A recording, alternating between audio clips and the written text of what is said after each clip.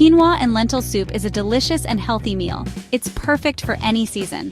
This soup is packed with plant-based protein and fiber. You will feel full and satisfied after enjoying a bowl. This soup is also very versatile. You can easily adjust the ingredients. Add your favorite vegetables. Spice it up with different herbs. Make it your own. This recipe is easy to follow. It's perfect for a weeknight dinner. You can also make a big batch.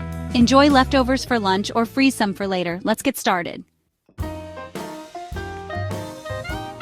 Here are the ingredients you will need for this delicious soup: olive oil, yellow onion, carrots, celery, garlic, dried thyme, dried oregano, vegetable broth, red lentils, quinoa, salt and pepper, and fresh parsley for garnish. Follow these simple steps to make your own quinoa and lentil soup. First, heat olive oil in a large pot. Add chopped onion, carrots, and celery. Cook until the vegetables are soft.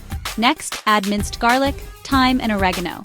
Cook for another minute. Stir so the spices don't burn. Then, pour in the vegetable broth. Add the lentils and quinoa. Season with salt and pepper. Bring the soup to a boil.